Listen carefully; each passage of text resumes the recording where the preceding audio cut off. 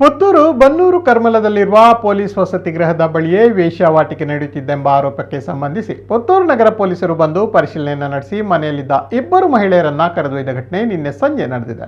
Bannur ಕರ್ಮಲ police ವಸತಿ ಗೃಹ ರಸ್ತೆಯ ಬಲಮುರಿ ವಿದ್ಯಾಗಣಪತಿ ದೇವಸ್ಥಾನದ ಬಳಿ ಮನೆಯೊಂದರಲ್ಲಿ ವೇಶ್ಯಾವಾಟಿಕೆ ನಡೆಯುತ್ತಿದ್ದೆಂದು ಸಾರ್ವಜನಿಕ ದೂರಿನ ಹಿನ್ನೆಲೆಯಲ್ಲಿ ಪೊಲೀಸರು ಆಗಮಿಸಿದ್ದಾರೆ. ಮನೆಯಲ್ಲಿ ಪೊಲೀಸರು ಪರಿಶೀಲನೆ ನಡೆಸುವ ವೇಳೆ ಓರ್ವ ಮೈಸೂರು ಮೂಲದ ಯುವತಿ ಮತ್ತು ಮಹಿಳೆ ಇದ್ದು ಅವರನ್ನ ಪೊಲೀಸರು ಆಟೋ ರಿಕ್ಷಾ ಒಂದರಲ್ಲಿ ಠಾಣೆಗೆ ಕರೆದೊಯ್ದುಕೊಂಡು ಹೋಗಿದ್ದಾರೆ.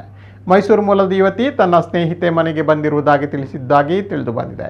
ಮನೆಯಲ್ಲಿ ವೇಶ್ಯಾವಾಟಿಕೆ ನಡೆಯುತ್ತಿದ್ದೆಂಬ ಆರೋಪಕ್ಕೆ ಸಂಬಂಧಿಸಿ ಪೊಲೀಸರು ಬರುವಾಗ ತಡವಾಗಿದ್ದಲ್ಲದೆ ಪೊಲೀಸರು ಬರುವ ಮಾಹಿತಿಯನ್ನು ಅರಿತು ಮನೆಯಲ್ಲಿದ್ದ ಯುವಕರು ಕಾಂಪೌಂಡ್ ಹಾರಿ ಪರಾರಿಯಾಗಿದ್ದಾರೆಂದು ತಿಳಿದು ಬಂದಿದೆ. ಪುತ್ತೂರಿನ ಮಹಿಳಾ ಠಾಣೆಯಲ್ಲಿ ಪೊಲೀಸರು ತನಿಖೆಯನ್ನ ನಡೆಸಿದ್ದಾರೆ.